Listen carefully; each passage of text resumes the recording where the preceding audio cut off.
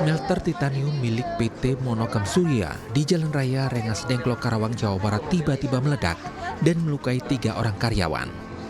Seluruh korban langsung dilarikan ke rumah sakit dalam kondisi mengenaskan akibat menderita luka bakar di seluruh tubuh. 2 karyawan meninggal dunia meski telah mendapatkan perawatan di rumah sakit, sementara 1 korban lainnya masih dalam pengawasan dokter. 2 korban yang meninggal dunia dibawa ke rumah duka di Rengas Dengklok dan 1 orang lainnya dibawa ke kampung halaman di daerah Jawa Tengah untuk dimakamkan. Kecelakaan kerja berawal saat korban tengah melakukan pendinginan material titanium di dalam smelter. Berapa orang itu yang kena? 3 orang. Saya dapat informasinya adalah yang pegang hoist 10%, sedangkan yang di dekat tempat penyimpanan itu 80%-an. Itu karena itu apa, percikan? Kena percikannya itu ya, kena percikan dan mungkin kena apinya sih. Kita kalau seperti ini komitmen perusahaan akan sepenuhnya kita kasih yang terbaik buat operator-operator kita sampai ke tahap penyembuhan. Akibat kejadian tersebut, pihak manajemen pabrik akan menanggung semua biaya perawatan hingga sembuh bagi yang masih dirawat. Sedangkan untuk 2 pekerja yang meninggal dunia akan diberikan santunan dan diberikan haknya kepada pihak keluarga. Dari Karawang, Jawa Barat, Rusi Setiawan, iNews melaporkan.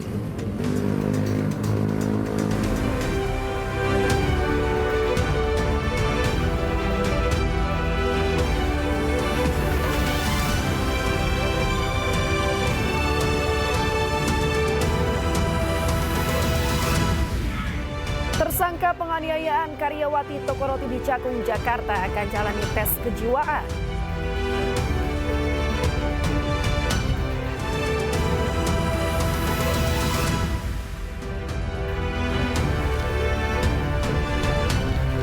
Halo, selamat pagi pemirsa. iNews Pagi kembali hadir melengkapi informasi Anda pada pagi hari ini. Ya, selain 3 berita utama tadi, sejumlah informasi menarik lainnya juga telah kami siapkan untuk Anda. Bersama saya Camar Haenda. Dan saya Yasmina Tania, inilah iNews Pagi selengkapnya.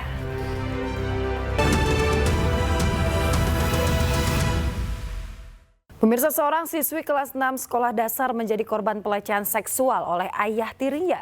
Pelaku tega melampiaskan nafsu bejatnya berulang kali saat mengantarkan korban pergi ke sekolah.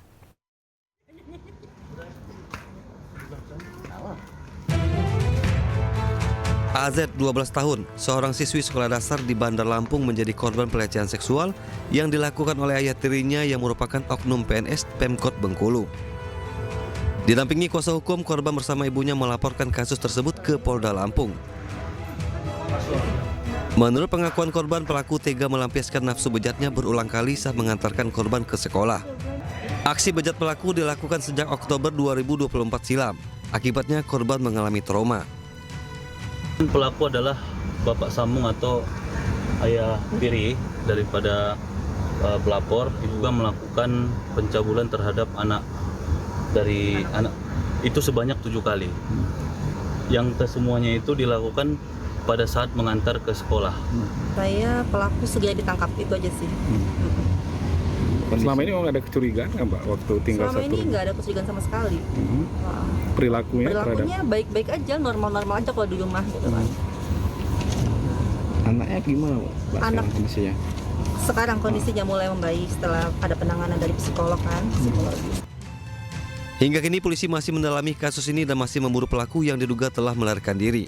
Dari Bandar Lampung, Andreas Apandi, iNews melaporkan. Viral, seorang pria pencari rongsokan ditangkap warga saat memperkosa anak disabilitas di Palembang, Sumatera Selatan. Pelaku ditangkap bersembunyi di dalam kamar korban.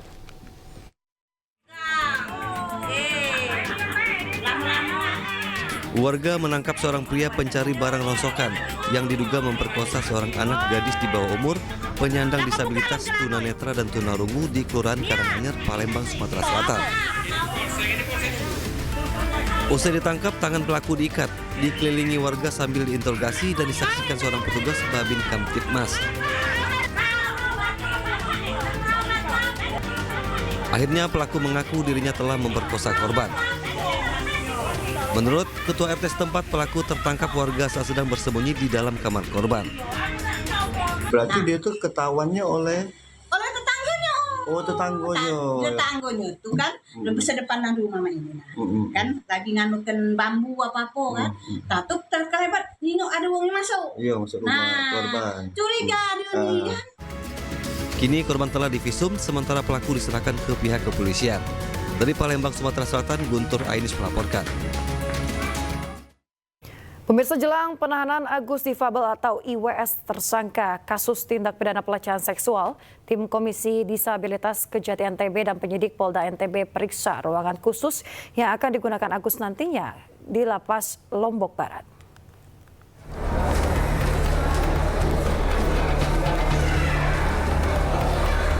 Komisi Disabilitas Daerah Provinsi NTB, Kejaksaan Tinggi dan Polda NTB berkunjung ke Lapas Kelas 2A Lombok Barat. Kunjungan itu untuk memastikan kesiapan fasilitas dan ruang tahanan khusus untuk Agus Difabel alias IWAS. Pihak lapas telah siap untuk mendukung sarana khusus yang dibutuhkan oleh Agus Difabel. Pihak lapas sudah siap, sudah ada minimal sarana prasarana yang aksesibel untuk yang bersangkutan, termasuk ada ketersediaan nanti yang namanya tamping. Lapas Lombok Barat juga telah menyiapkan ruangan khusus untuk Agus yang berbeda dengan ruangan tahanan lain. Nantinya pihak lapas juga akan memodifikasi ruangan sesuai kebutuhan Agus Difabel, termasuk menyediakan kloset duduk. Nah, nanti sambil berjalan nanti karena fasilitas yang ada kloset duduk, nanti kalau memang yang bersangkutan tidak bisa menggunakan kloset itu, nanti kita juga akan memfasilitasi kebutuhan dia apabila dia membutuhkan misalnya modifikasi.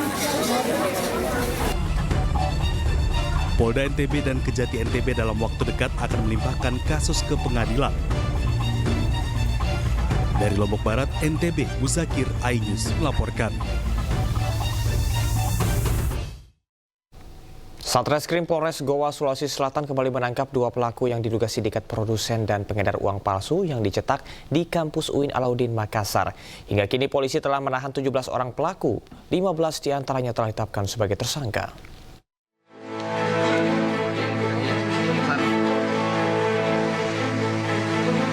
Satreskrim Polres Goa berhasil mengungkap kasus produksi uang palsu di kampus UIN Alauddin Makassar, Sulawesi Selatan.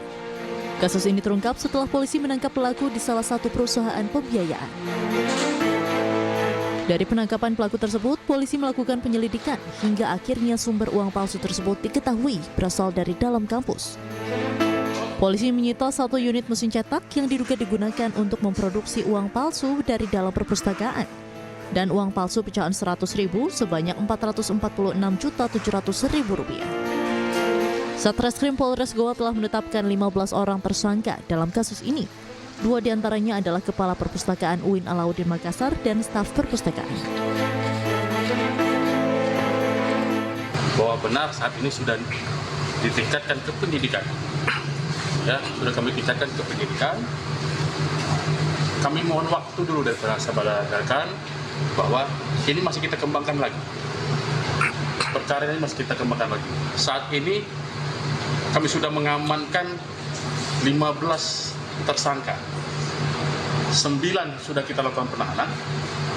5 dalam perjalanan dari Mamuju, 1 dalam perjalanan dari Wajo.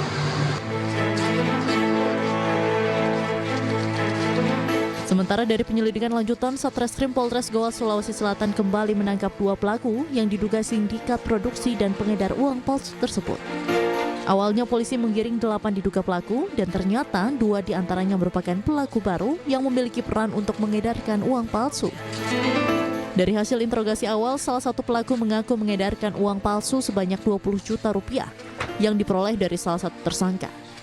Hingga kini polisi telah menahan 17 orang pelaku, 15 diantaranya telah ditetapkan sebagai tersangka.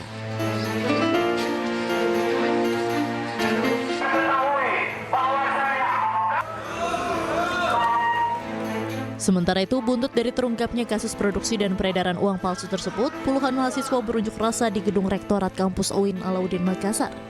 Mahasiswa menuntut agar rektor mundur dari jabatannya setelah miliaran rupiah uang palsu diketahui diproduksi di dalam kampus oleh 2 orang pegawai perpustakaan. Dia mendorong kawan kawan-kawan bahwasanya rektor hari ini harus bertanggung jawab full, karena kami menduga kuat bahwasanya segala permasalahan itu adalah motif untuk melindungi atau membiarkan produksi uang palsu di kampus UIN Alauddin Makassar yang letaknya di perpustakaan. Itu sangat mencoreng dan menjadi dosa besar atas dunia pendidikan. Kasus produksi miliaran rupiah uang palsu tersebut kini masih dalam penyelidikan Satreskrim Polres Goa, Sulawesi Selatan. Dari Kabupaten Goa, Sulawesi Selatan, Bukma Anyus melaporkan. Kericuhan terjadi antara pekerja proyek dengan warga di Pulau Rempang, Batam. 8 orang luka-luka. Informasi lengkapnya sesaat lagi, tetaplah bersama kami.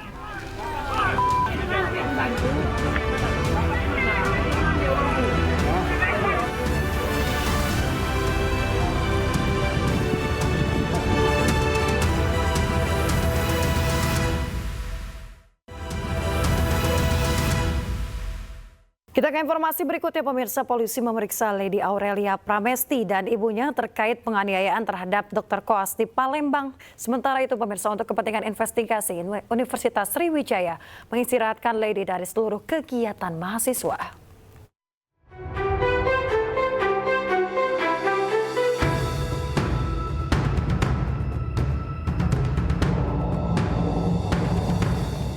Usai dimintai keterangan oleh polisi, Dr. Koas Lady Aurelia Pramesti berlari ke arah mobil menghindari rekan media untuk dimintai keterangan. Lady dan ibunya mendatangi Polsek Ilir Timur 2 Palembang untuk diperiksa sebagai saksi kasus penganiayaan Dr. Koas yang dilakukan supir mereka. Keduanya dicecar dengan 35 pertanyaan seputar awal kejadian dan penyebabnya. Ibunda Lady, Sri Meliana atau Lina Dedi, meminta maaf kepada korban Ananda Lutfi atas penganiayaan yang dilakukan supir mereka Fadila alias Datuk yang kini sudah ditetapkan sebagai tersangka dan ditahan. Saya atas nama pribadi dan keluarga memohon maaf yang sebesar-besarnya kepada Ananda Lutfi beserta orang tua atas kejadian pemukulan yang dilakukan supir saya atas nama Fadila, dan saya juga mohon maaf yang sebesar-besarnya kepada kedua orang tua Lutfi atas kejadian ini. Sementara itu, Universitas Sriwijaya terus mendalami insiden pemukulan terhadap salah satu dokter koasnya. Tim investigasi internal pun terus bergerak untuk mencari data tambahan. Korban pemukulan Lutfi dan pelaku, Lady juga telah diperiksa oleh Satgas Unsri. Kini keduanya diistirahatkan oleh universitas untuk mempermudah proses investigasi. Dan Lutfi sekarang masih statusnya mahasiswa Unsri semua. Keduanya masih status aktif. Masih membantah isu yang diskors katanya Pak. Skor itu belum diputuskan. Belum ada keputusan tentang skorsing karena kita akan mengkaji apakah ada pelanggaran etika akademik dalam hal ini. Begitu. Apabila terdapat pelanggaran itu seperti apa? Pasti sesuai dengan buku pedoman, Pak. Apa Pak? Ya. Apa pedoman Pak? Salah satunya bisa mulai dari peringatan lisan, peringatan tertulis, skorsing, bahkan pemberhentian. Sebelumnya, kasus penganiayaan mahasiswa koas viral di media sosial. Pertikaian dipicu oleh masalah jadwal piket jaga akhir tahun. Ibu Lady Sri Meliana dan supirnya menemui koordinator koas Lutfi untuk membicarakan jadwal piket anaknya. Perbincangan pun memanas. Lutfi dinilai tidak merespon permintaan agar jadwal Lady diganti. Fadila, supir Ibu Lady pun emosi dan memukul Lutfi. Kini Fadila ditetapkan sebagai tersangka. Hukuman penjara maksimal 5 tahun pun menanti pelaku. Tim Liputan iNews melaporkan. Polisi akan melakukan tes kejiwaan terhadap George Sugama Halim, tersangka penganiayaan karyawati toko roti di Cakung, Jakarta. Pemeriksaan tersebut dilakukan karena tersangka disebut sering marah. Kapolres Metro Jakarta Timur Kombes Pol Nicholas Ari Liripali mengungkapkan tindakan penganiayaan dilakukan George tak hanya sekali, namun terkait dugaan adanya gangguan kejiwaan. Nicholas belum bisa memastikan, sebab menurut dirinya perlu ada pemeriksaan mendalam terkait dengan dugaan tersebut. Kalau kasat matanya seperti yang disampaikan oleh Bapak yang terhormat Ketua, tapi kami tidak bisa mengejas ataupun kami tidak bisa menentukan. Tega itu gitu kan? Kami akan melakukan pemeriksaan. Jadi kayak bukan manusia gitu loh. Kami akan melakukan pemeriksaan psikologis yang bersangkutan. Iya, tapi jangan jadi alat. Pemirsa, kasus anak bunuh ayah dan neneknya di Lebak Bulus, Jakarta semakin menjadi perhatian publik setelah ibu pelaku meminta agar anaknya mendapat keringanan hukuman. Terkait kasus tersebut, sebuah penelitian terhadap sejumlah pelajar ditemukan 3 dari 10 anak yang mengarah pada resiko gangguan mental dan karakter hingga cenderung bersikap agresif serta anarkis.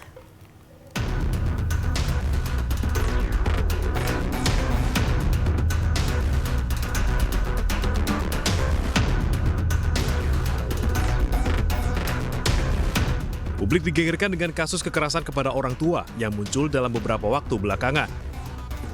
Sabtu 30 November 2024 pukul 1 dini hari, remaja berinisial MAS 14 tahun menjadi pelaku pembunuhan terhadap ayahnya APW 40 tahun dan neneknya RM 69 tahun di Lebak Bulus, Cilandak, Jakarta Selatan.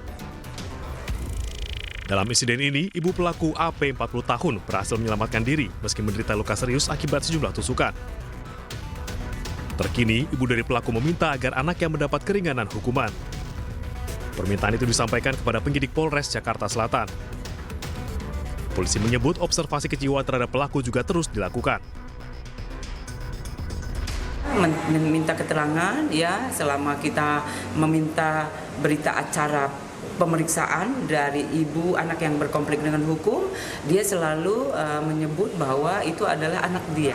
Ya, bagaimanapun sudah terjadi, itu tetap dia anak dari ibu. Kasus pembunuhan yang dilakukan seorang anak terhadap orang tua ini menjadi perhatian masyarakat dengan berbagai fakta dan dugaan yang muncul. Salah satunya dugaan gangguan jiwa atau mental yang diderita oleh pelaku. Terkait maraknya kasus kekerasan yang dilakukan oleh anak atau remaja, Forum Kesehatan Indonesia melakukan penelitian terhadap sejumlah pelajar di beberapa sekolah. Ditemukan, 3 dari 10 anak mengarah pada risiko gangguan mental dan karakter, hingga cenderung bersikap agresif serta anarkis. 3 dari 10 ada gangguannya. Tetapi ini risiko ya, jadi bukan berarti mereka mengalami gangguan jiwa. Ini yang kita lakukan bahwa kita ingin melihat di anak-anak remaja ini untuk agar mereka mendapatkan peluang untuk bagaimana kita mengatasi masalah tentunya kesehatan mental mereka. Hasil penelitian juga menunjukkan jika remaja dengan masalah lebih memilih bercerita kepada teman dibandingkan orang tua ataupun guru. Kalau kita bicara soal anarkis, agresivitas, itu multifaktor ya. Tetapi ada banyak penelitian yang mengatakan bahwa faktor eksternal itu ternyata lebih besar. Pengaruh lingkungan sosial, pergaulan dengan teman atau dengan sesama, dan kurangnya dukungan dari keluarga. Artinya adalah ketika keluarga sudah absen dalam pola pengasuhan bahkan usia remaja, maka risiko dia untuk menjadi agresif, menjadi tidak solider, dan memiliki gangguan emosional itu menjadi lebih besar. Dilansir dari berbagai sumber, ada 5 tanda gangguan kesehatan mental pada anak. Pertama, suasana hati buruk. Perubahan suasana hati yang signifikan seperti merasa sedih, mudah marah, atau frustrasi. Kedua, menarik diri dari teman. Menghindari interaksi sosial dan menarik diri dari hubungan. Ketiga, perubahan nafsu makan. Merasa tidak tertarik untuk makan atau sebaliknya. Keempat, perubahan pola tidur. Gangguan seperti kesulitan tidur, terbangun di malam hari, atau tidur berlebihan. Kelima, gangguan kecemasan. Muncul sebagai perasaan atau ketegangan fisik, seperti detak jantung cepat atau kesulitan bernafas. Kesehatan mental anak menjadi salah satu aspek penting yang seringkali terabaikan oleh orang tua, terutama dalam situasi kehidupan yang penuh tekanan. Meski anak-anak mungkin terlihat baik-baik saja, namun mereka bisa saja menyembunyikan perasaan serta pikiran, dan karenanya penting bagi orang tua untuk mengenali tanda-tanda awal bahwa kesehatan mental anak mereka sedang dalam bahaya. Tim Liputan Ayus melaporkan. Kita beralih ke berita selanjutnya. Pemirsa, massa dari berbagai aliansi berunjuk rasa di depan gedung Komisi Pemberantasan Korupsi Jakarta Selatan bersamaan dengan pemeriksaan ex-Menteri Hukum dan HAM Yasona Lauli. Massa menuntut KPK segera menangkap buron kasus suap Harun Masiku.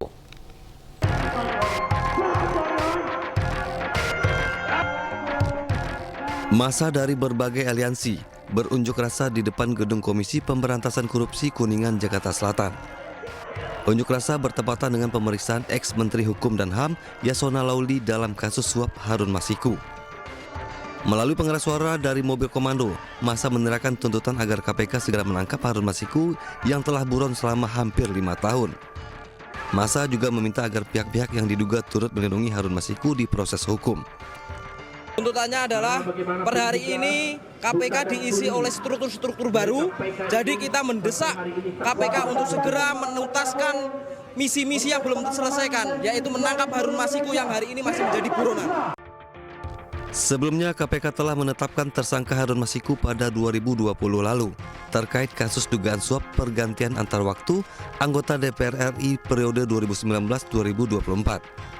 KPK juga telah menerbitkan ulang DPO pada 5 Desember 2024 lalu. Dari Jakarta, tim liputan iNews melaporkan. Pemirsa, mantan Menteri Hukum dan HAM Yasona Lauli memenuhi panggilan Komisi Pemberantasan Korupsi KPK. Ia diperiksa terkait kasus suap dengan tersangka mantan calon anggota legislatif DPR Harun Masiku yang hingga kini masih buron.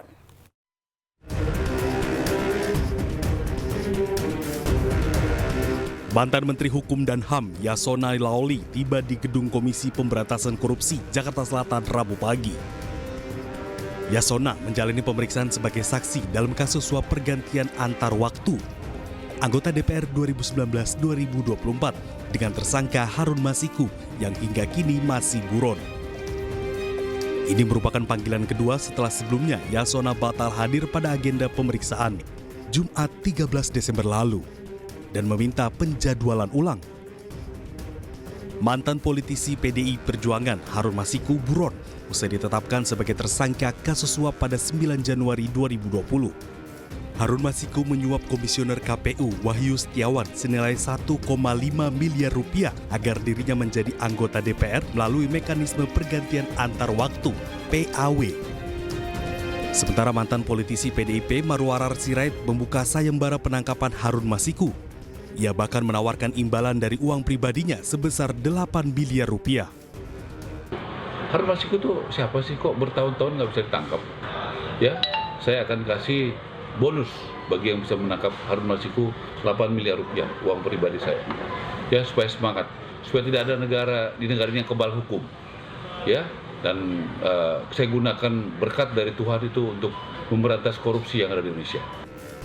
Buron kasus suap Harun Masiku masuk ke dalam daftar pencarian orang sejak 17 Januari 2020. Ia sempat terdeteksi pergi ke Singapura dan kembali ke Indonesia pada kurun waktu 2020. Tim Liputan iNews melaporkan. Usai diperiksa, Yasona menjelaskan ia dicecar penyidik terkait permintaan fatwa yang diajukan sebagai Ketua DPP PDIP ke Mahkamah Agung. Ia juga diperiksa sebagai mantan Menkumham terkait dengan riwayat perlintasan Harun Masiku.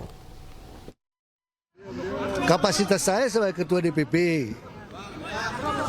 ada surat saya kirim ke KPU tentang ke Mahkamah Agung untuk permintaan fatwa tentang keputusan Mahkamah Agung nomor 57. Kami minta fatwa, saya tanda tangani fatwa, permintaan fatwa, karena di situ ada perbedaan tafsir antara KPU dan DPP tentang suara caleg yang meninggal.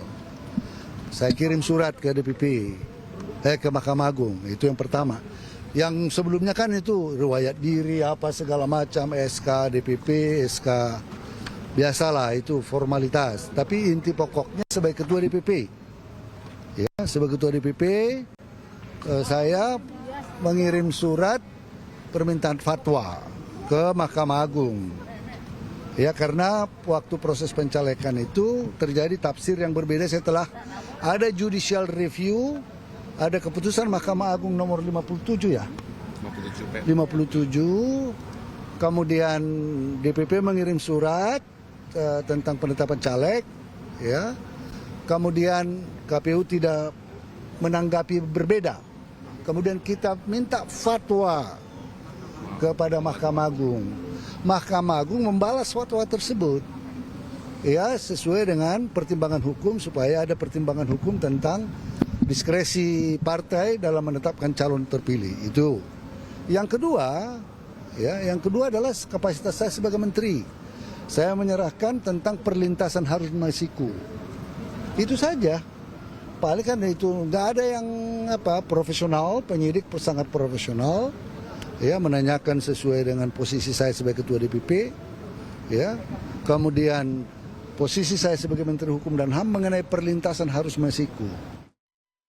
Desak KPK menggeledah kantor Bank Indonesia terkait kasus dugaan korupsi dana Corporate Social Responsibility atau CSR Bank Indonesia.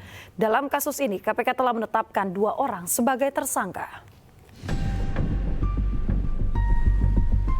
Tim penyidik KPK menggeledah sejumlah ruangan di kantor BI pada Senin malam hingga Selasa dini hari 16 hingga 17 Desember. Penggeledahan dilakukan atas kasus dugaan korupsi dana Corporate Social Responsibility atau CSR Bank Indonesia. Penggeledahan berlangsung selama 8 jam. Salah satu ruangan yang diperiksa adalah ruang kerja Gubernur Bank Indonesia, Peri Warjio. Dari kantor Bank Indonesia, KPK mengamankan sejumlah dokumen. Tentunya kita akan ungkap semuanya fakta-fakta ini, bagaimana keputusannya, siapa yang mengambil keputusan, perencanaannya CSR ini bagaimana, siapa-siapa yang menerima. Nah, itu yang kita dalami sekarang. Ada dugaan, ya, ada dugaan selain ke BI ada tempat-tempat lain. Nanti kita akan Pak, barang bukti yang berkumpul apa Pak saat ini Pak? Beberapa dokumen, ya, kita temukan beberapa barang-barang kayak alat bukti elektronik kita juga amankan. Dokumen terkait, ya, berapa besaran CSR-nya, siapa-siapa yang menerima dan sebagainya, tentunya itu yang kita cari. Sementara itu, Bank Indonesia membenarkan penggeledahan yang dilakukan oleh KPK terkait dugaan korupsi dana CSR. Gubernur Bank Indonesia menjamin akan bersikap kooperatif dengan mematuhi hukum yang berlaku. 1. Bahwa benar pada Senin malam 16 Desember 2024 Bank Indonesia menerima kedatangan KPK di kantor pusat Bank Indonesia, di mana kedatangan KPK ke Bank Indonesia tersebut untuk melengkapi proses penyidikan terkait dengan penyalahgunaan pemanfaatan CSR. Dugaan adanya penyalahgunaan dana CSR di Bank Indonesia mulai diselidiki oleh KPK sejak September lalu. KPK menduga dana CSR digunakan untuk kepentingan pribadi. Tim Liputan iNews melaporkan.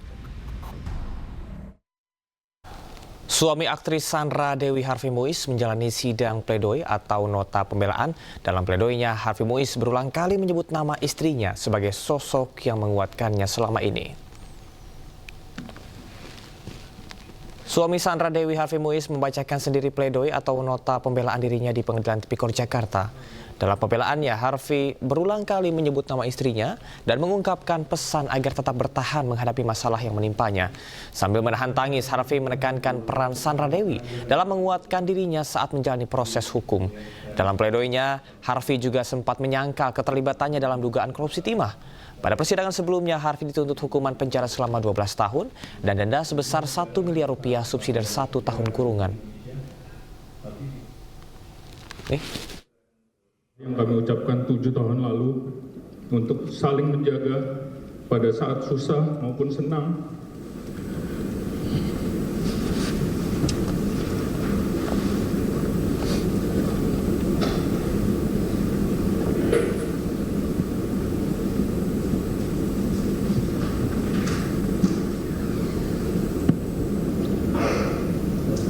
Kelimpahan maupun kekurangan pada waktu sehat maupun sakit, sampai maut memisahkan kita, dijalankan dan ditunaikan oleh Sandra tanpa keluhan apapun.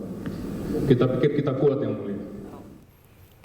Pemirsa, Kejaksaan Tinggi DKI Jakarta menggeledah kantor Dinas Kebudayaan Provinsi DKI Jakarta di Jalan Gatot Subroto Setiabudi, Jakarta Selatan pada Rabu sore. Pemirsa, penggeledahan dilakukan setelah ditemukan adanya dugaan pidana pada penggunaan anggaran tahun 2023. Diduga anggaran yang mencapai 150 miliar rupiah tersebut telah diselewengkan dengan cara membuat kegiatan-kegiatan fiktif. Dalam penggeledahan ini, petugas menyita beberapa perangkat elektronik, dokumen, dan juga uang sebesar 1 miliar rupiah.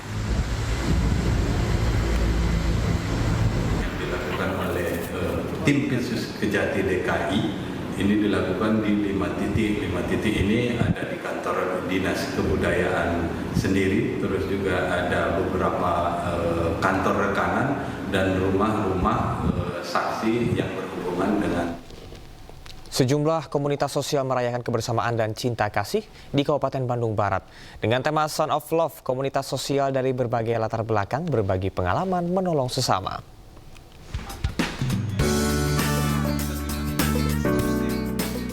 Untuk mempererat silaturahmi, Sembarita Foundation mengumpulkan komunitas-komunitas sosial untuk merayakan kebersamaan dan cinta dengan tema Sound of Love di Janaya Resort Lembang, Kabupaten Bandung Barat. Acara ini dihadiri oleh orang-orang yang membangun komunitas sosial secara organik dan juga dihadiri beberapa pendiri pelayanan sosial yang mengalami penyakit mental. Yayasan Selaras Membangun Bercerita telah bekerja membantu sekitar 100 anak di kolong jembatan di Penjaringan, Jakarta dan beragam kegiatan sosial lainnya. Pihaknya juga bekerja sama dengan berbagai komunitas lain melalui program kolaborasi. Jadi acara hari ini dilangsungkan oleh Yayasan Sembarita, Selaras Membangun Bercerita, dan kami mengumpulkan teman-teman kami yang mempunyai komunitas-komunitas sosial yang mereka bangun secara organik begitu. Jadi banyaknya itu teman-teman kami di sini memulai pelayanan sosial mereka dari hati aja, tanpa ada modal uang, tanpa ada bantuan injek dana dari manapun. Mereka memulai dengan purely dari rasa kasih sayang kepada sesamanya. Ya, kalau dari kami sih harapannya mudah-mudahan si yayasan ini bisa memantik bermunculannya pekerja-pekerja sosial yang bersama-sama mewujudkan karyanya dalam membangun Indonesia. Membangun Indonesia ini kan pekerjaan kolektif ya, dan salah satunya fungsi kita pekerja-pekerja sosial ingin membantu pemerintah bersama-sama berbagi dan meningkatkan awareness masyarakat. Dengan kegiatan ini diharapkan dapat memantik munculnya pekerja sosial yang bersama-sama mewujudkan karya mereka dalam membangun Indonesia. Dari Bandung, Jawa Barat, Ervan David, iNews melaporkan.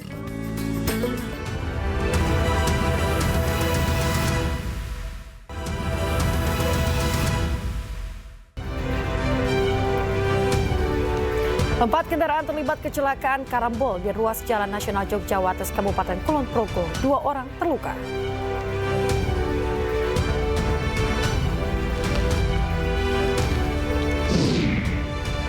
Jelang Natal dan Tahun Baru, arus penumpang di Pelabuhan Laurentius Sai Maumere mengalami lonjakan.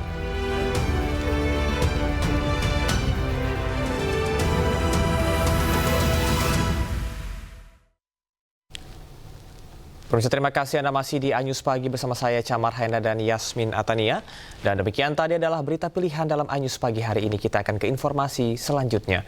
Pemirsa, berkaitan dengan kebakaran melanda sebuah rumah yang dijadikan tempat usaha laundry di kawasan Bambu Apus Cipayung, Jakarta Timur Rabu siang. Kebakaran diduga berasal dari ledakan tabung gas saat usaha laundry tengah beroperasi.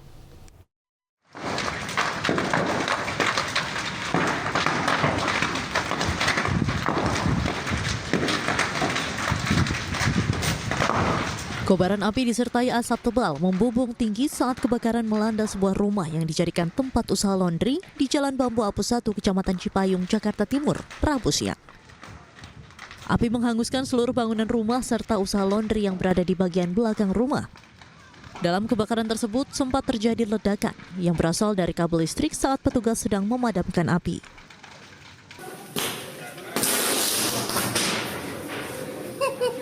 Sementara itu, kebakaran diduga berasal dari ledakan tabung gas saat usaha laundry tengah beroperasi. Percikan api kemudian menyambar ke material yang mudah terbakar hingga membakar seluruh bangunan rumah dan tempat usaha laundry. Baik, saya dapat informasi dari warga laporan kebakaran tadi pukul 10.48 sampai kami kebetulan sudah selesai. Nah, informasi yang terbakar ini tempat laundry Pak, laundry. Kemudian informasi penyebab dari informasi yang pemilik rumah itu dari kebocoran gas. Kebakaran akhirnya berhasil dipadamkan 1 jam kemudian dengan menurunkan sedikitnya 13 unit mobil pemadam kebakaran. Tak ada korban dalam musibah kebakaran ini, namun kerugian ditaksir mencapai ratusan juta rupiah. Dari Jakarta, Rio Manik, iNews melaporkan.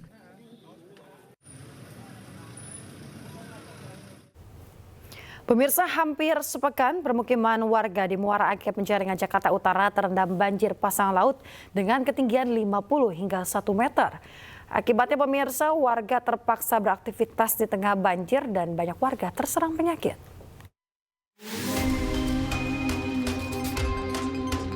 Hingga Sabtu sore, permukiman warga di kawasan Muara Angke Penjaringan Jakarta Utara masih terendam air dengan ketinggian mencapai 50 hingga 70 cm.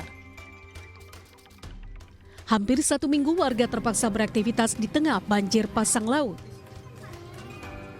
Hal tersebut membuat warga baik anak-anak hingga orang dewasa mengeluhkan penyakit gatal-gatal, diare hingga demam lantaran lamanya air yang merendam kawasan mereka tinggal. Tak hanya itu, banyak warga yang menutup usaha rumahan mereka karena air rob. Gatalnya udah bila mendalik gatal ini baru air got ini. Ke depan mungkin lah, udah capek saja mungkin turunlah air lah pada 1 hari 2 harian. Kalau dari awal tanggul, kalau mungkin tanggul jalanan. Wah udah hancur aja diambilin orang. Dia bobolin, paling dimajuin rumah. Pengennya minta diperbaikin lagi Pak ya? Perbaikin lagi dari awal, kesian warga-warga kalau begini nih nggak bisa usaha. Warga berharap pemerintah dapat memperbaiki dan meninggikan tanggul penahan air laut yang semakin hari semakin rusak. Dari Jakarta, Sofyan Firdaus, iNews melaporkan. Puluhan lapak di pasar ikan di Kota Pasuruan, Jawa Timur tiba-tiba ambruk. Peristiwa itu terjadi diduga karena fondasi bangunan lapak tergerus aliran Sungai Gembong.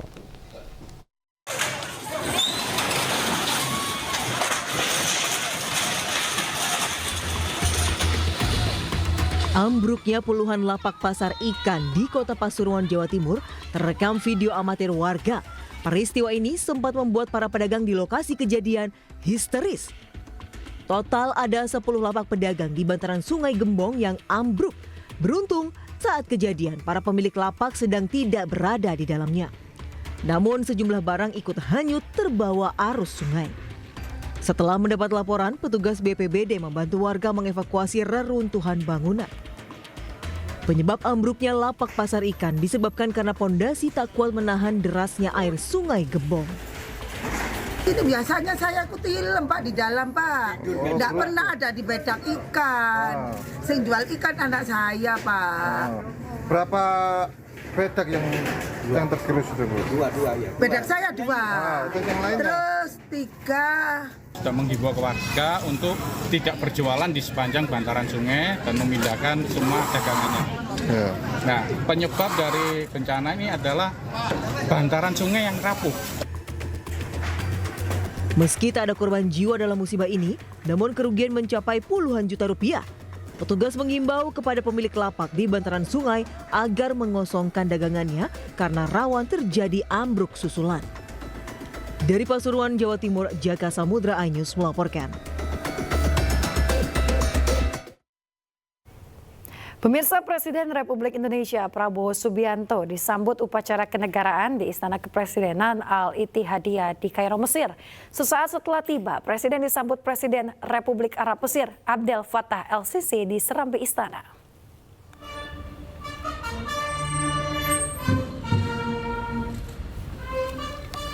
Pemirsa, kedua pimpinan negara bersalaman dan kemudian berjalan beriringan menuju saluting Dais untuk mengikuti upacara penyambutan kenegaraan oleh pasukan kehormatan.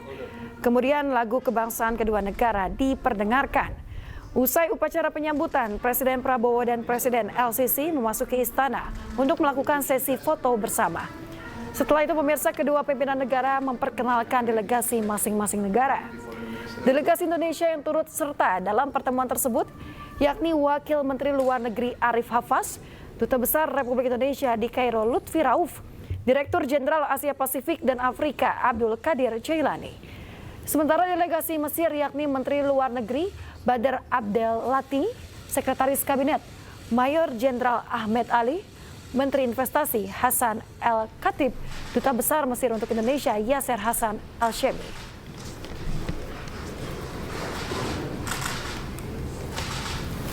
Di bidang bilateral kami memiliki hubungan yang baik, tapi kita ingin tingkatkan hubungan ini. Di bidang ekonomi, khususnya perdagangan, di bidang industri, teknologi, pendidikan, pariwisata, dan pertahanan. Kami sudah sepakat, kami akan tindak lanjut. Kita sudah punya Joint Trade Council, tapi kita ingin tingkatkan lagi. Dan kami dari Indonesia segera akan kirim delegasi tingkat tinggi yang akan berhubungan dengan counterpart kami di pemerintah. Di Kairo, Mesir, pemirsa, Presiden Republik Indonesia Prabowo Subianto juga bertemu dengan Grand Sheikh Al-Azhar, Imam Akbar Ahmed Al-Taib di Masjid Al-Azhar. Pertemuan ini menandai langkah penting dalam mempererat hubungan keagamaan dan juga memperkuat kerjasama pendidikan antara Indonesia dengan Mesir. Selain Grand Sheikh Al-Taib, sejumlah ulama terkemuka Mesir ikut menyambut. Setelah sesi penyambutan, pemirsa, Presiden Prabowo dan Grand Sheikh Al-Taib melanjutkan pertemuan dan juga diskusi di ruang kerja Grand Sheikh. Pertemuan ini diharapkan mempertegas hubungan historis antara Indonesia dan Al-Azhar yang telah menjadi rumah pendidikan bagi ribuan mahasiswa Indonesia selama beberapa dekade.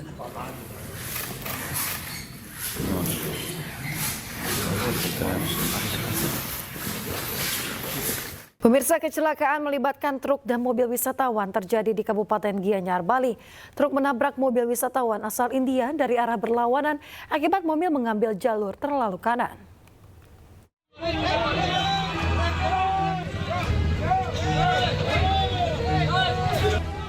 Sejumlah warga berupaya mengevakuasi mobil dan truk pasir ke bahu jalan usai terlibat kecelakaan di Jalan Raya Payangan, Kecamatan Payangan, Kabupaten Gianyar, Bali.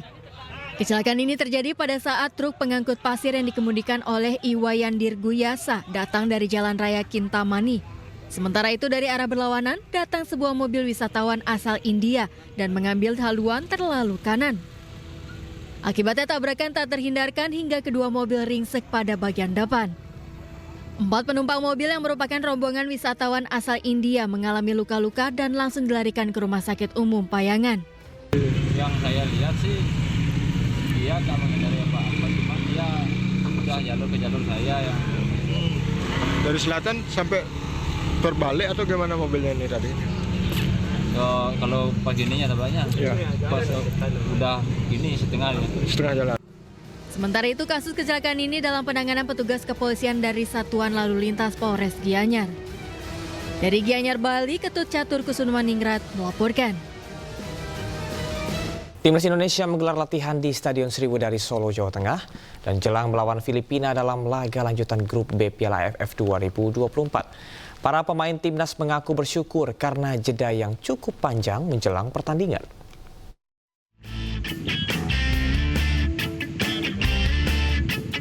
Jelang melakoni laga lanjutan Grup B Asian Cup 2024 kontra Filipina, Timnas Indonesia menggelar latihan di Stadion Sriwedari, Kota Solo, Jawa Tengah. Dalam sesi kali ini, para pemain timnas menjalani latihan ringan lantaran baru mendarat pada Rabu pagi. Ini merupakan latihan perdana timnas jelang laga penentuan skuad Garuda menuju babak semifinal ASEAN Cup.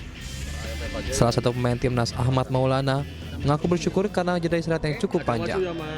Walaupun agak lelah sedikit ya, banyak pemain lelah kan karena perjalanan cukup jauh juga. Ya, tapi masih bilang sangat baik. Menu latihan hari ini apa? Yang main pertama kemarin yang starting tadi cuma recovery doang, sisanya kayak agak berat dikit sih. Timnas Indonesia akan menghadapi Filipina dalam lanjutan Grup B Asian Cup 2024 Sabtu 21 Desember 2024 di Stadion Manahan, Kota Solo. Dari Solo, Jawa Tengah, Septiantoro, iNews melaporkan. Pemirsa, Sungai Chongyong menjadi landscape cahaya yang memukau dalam gelaran Seoul Lantern Festival. Informasi selengkapnya tetaplah bersama kami di iNews Pagi.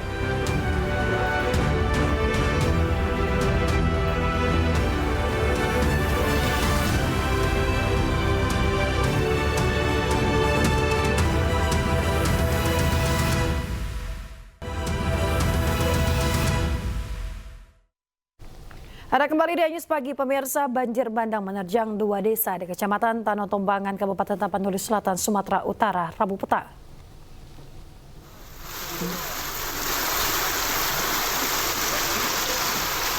Banjir bandang menerjang ratusan rumah di Desa Kota Tua dan Desa Simaningkir. Derasnya air yang membawa material kayu menghantam rumah-rumah warga. Bahkan sejumlah rumah warga hilang tersapu derasnya aliran air. Banjir bandang terjadi usai kawasan ini diguyur hujan selama 3 jam.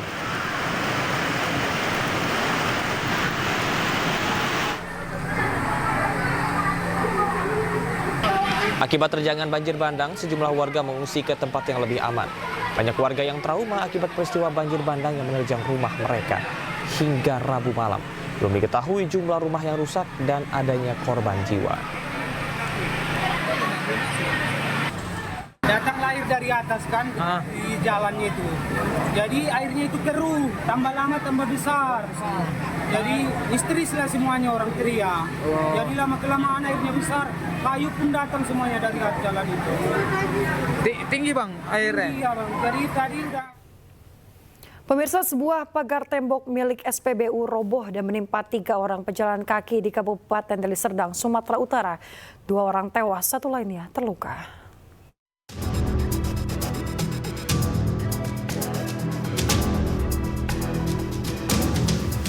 Inilah rekaman CCTV saat 3 orang pejalan kaki tertimpa reruntuhan material tembok bangunan di Jalan Ginting Gang Karya, Deli Serdang, Sumatera Utara. Awalnya terlihat sejumlah warga dan kendaraan melintas di jalan tersebut.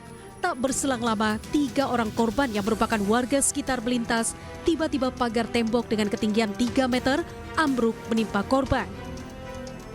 Warga langsung mengevakuasi korban, namun naas saat dilakukan evakuasi 1 orang warga bernama Muslimah meninggal dunia di lokasi kejadian. Sementara Ika meninggal dunia usai mendapatkan perawatan medis di rumah sakit. Sedangkan seorang ibu rumah tangga bernama Nuraimah mengalami luka-luka dan kini masih mendapatkan perawatan medis. Sampai sejauh ini kita masih melakukan penyelidikan. Memang tembok ini kita duga sudah lama berdiri dan juga SPBU yang dimaksud itu sekarang ini sudah tidak beroperasi lagi. Sehingga memang kita duga temboknya sudah lama berdiri. Pasca peristiwa ini terjadi, lokasi kejadian masih terpasang garis polisi dan ditutup sementara sampai dengan nantinya penyelidikan selesai dilakukan. Dari Deli Serdang, Sumatera Utara, Adi Palapaharahap, iNews melaporkan. 4 orang terluka dalam kecelakaan yang melibatkan truk pasir dan minibus di Jalan Raya Payangan, Kabupaten Gianyar, Bali. Kasus kecelakaan ini ditangani Satlantas Polres Gianyar.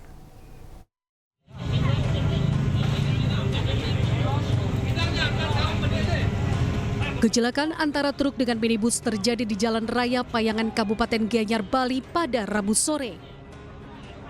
Kecelakaan bermula saat truk pengangkut pasir datang dari Jalan Raya Kintamani. Kemudian dari arah berlawanan ada minibus yang membawa wisatawan mengambil jalur truk. Akibatnya tabrakan terjadi, kedua kendaraan rusak di bagian depan dan kecelakaan ini sempat mengakibatkan lalu lintas tersendat. Dari utara, ya, terus saya ke selatan, ya. Saya dicari sama masyarakat dari selatan. Artinya memang di jalurnya Wayan? Jalur tiang, jalannya pas tabrakannya kan jalur tiang. Oh gitu. Terus tiba-tiba saja, apa dia menghindari apa gitu? Wayan tahu nggak waktu itu menghindari? Yang saya lihat sih, dia nggak menghindari apa-apa, cuma dia udah jalur ke jalur saya yang. Sementara itu, 4 orang penumpang minibus yang merupakan wisatawan terluka dan dirawat di Rumah Sakit Umum Payangan. Kecelakaan kini dalam penanganan petugas kepolisian dari Satuan Lalu Lintas Polres Gianyar. Dari Gianyar, Bali, Ketut Catur Kusumaningrat, iNews melaporkan. Pemirsa, 4 kendaraan terlibat dalam kecelakaan lalu lintas karambol di ruas Jalan Nasional Jogja Wates, Kabupaten Kulon Progo. Akibat peristiwa tersebut, 2 korban luka dirawat di RSUD Wates.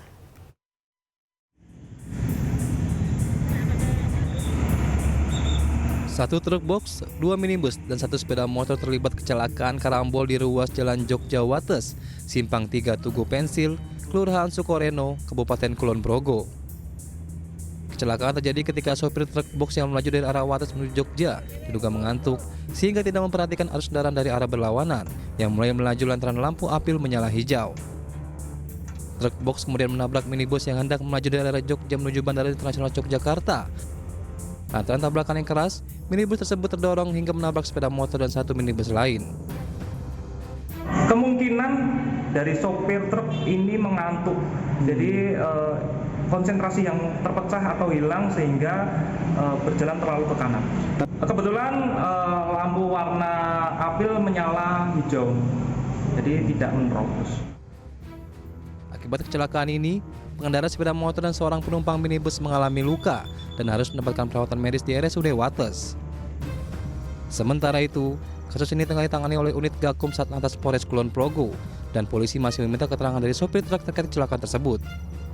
Dari Kabupaten Kulon Progo, daerah istimewa Yogyakarta, Budi Utomo, iNews melaporkan. Bandara Soekarno-Hatta Tangerang, Banten membuka posko terpadu jelang Natal dan Tahun Baru. Jumlah penumpang diperkirakan meningkat 6% dibandingkan dengan hari biasa.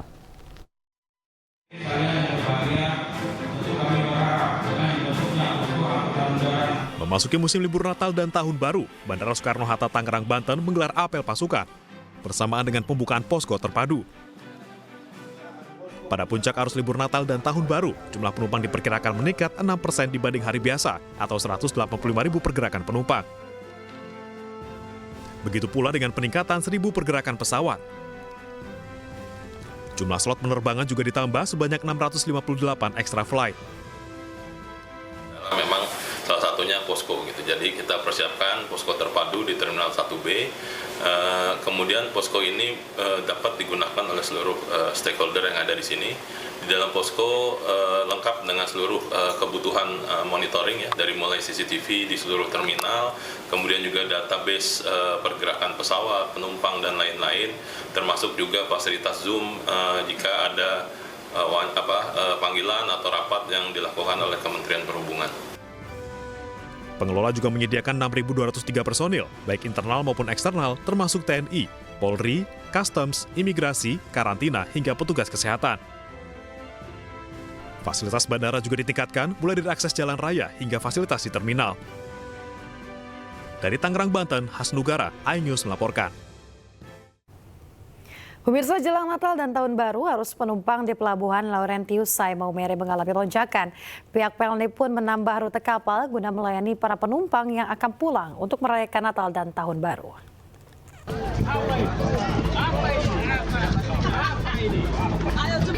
Arus mudik Nataru di Pelabuhan Laurentius Sai Maumere, Kabupaten Sika, Nusa Tenggara Timur mengalami lonjakan. Ribuan penumpang dari Pulau Kalimantan dan Sulawesi turun ke Pulau Flores sejak tanggal 11 Desember 2024. PLN pun membuat rute tambahan bagi armada guna melayani para penumpang Nataru.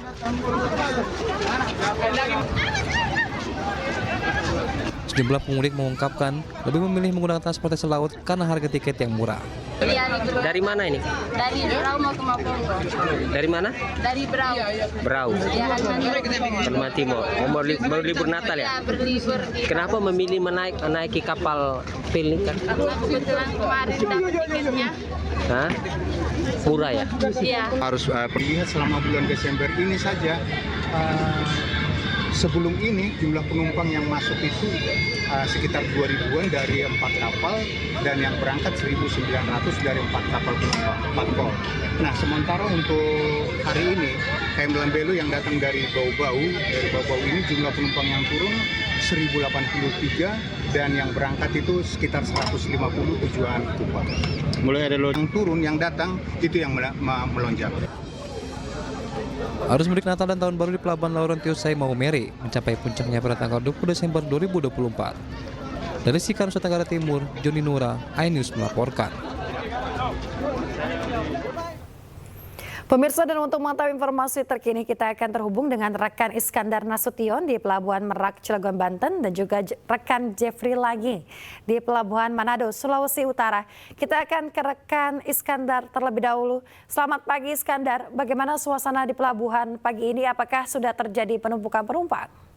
Ya, selamat pagi. Ya, dapat saya informasikan sejak malam hingga pagi hari ini, tumpukan kendaraan terlihat mengular hingga keluar dermaga eksekutif di Pelabuhan Merak, Banten.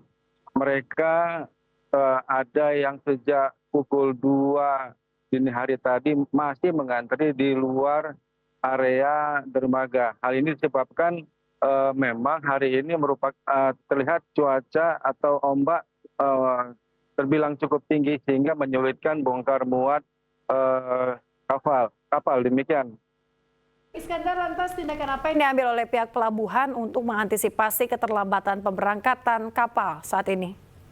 Iya, pihak PTSDP sendiri telah menyiapkan 3 pelabuhan, yaitu Pelabuhan Pelindo, Pelabuhan BBJ, dan Pelabuhan Merak. Untuk di Pelabuhan Merak sendiri, seluruh kantung parkir saat ini memang sudah terlihat terisi ya, yakni sekitar 6.000 kendaraan itu sudah terisi. Namun memang jumlah kendaraan di sini terlihat memang didominasi oleh truk dan bis yang akan menyeberang ke Bakauheni.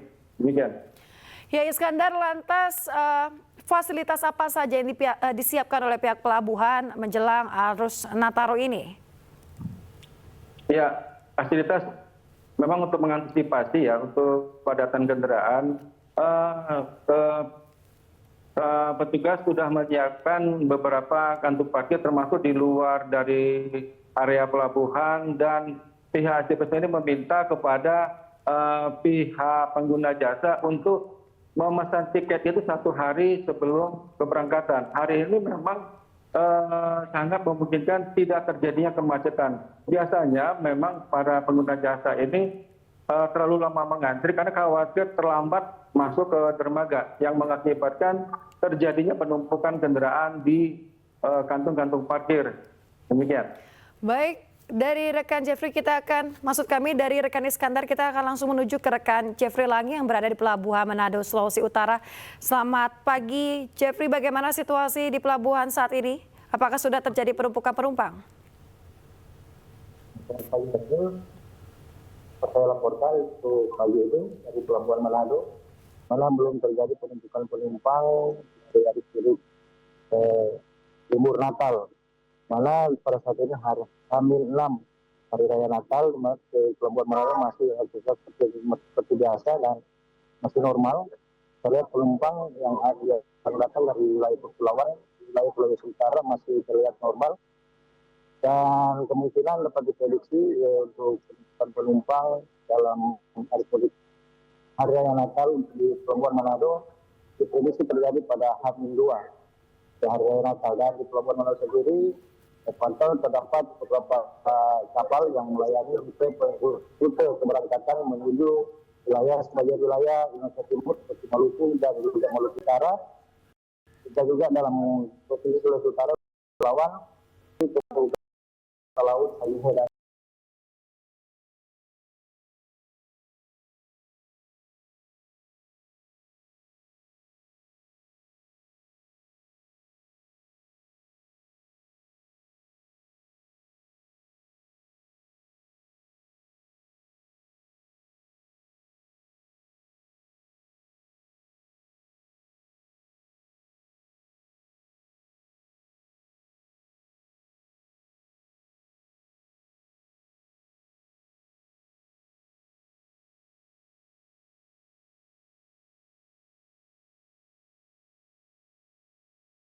dikenal sebagai kota yang dan tidak pernah tidur dari gemerlap cahaya. Saat musim liburan akhir tahun tiba, suasana kota Seoul berubah menjadi lebih indah dengan dekorasi Natal yang menawan. Festival tersebut menyuguhkan pemandangan menakjubkan yang dihiasi dengan 200 instalasi lampu, Pengunjung dapat menjelajahi jalur sepanjang jalan yang dipenuhi lentera kertas besar dan patung LED warna-warni. Setiap tahunnya, Seoul Lantern Festival dipadati dengan 3 juta pengunjung dari berbagai negara. Festival Lentera Seoul diadakan setiap tahun, dimulai dari Jumat pertama bulan November hingga minggu ketiga selama kurang lebih 3 minggu. Dengan berbagai lentera bertema di sekitar sungai Jongjeon, pengunjung dapat menikmati lentera tradisional dan lentera LED modern.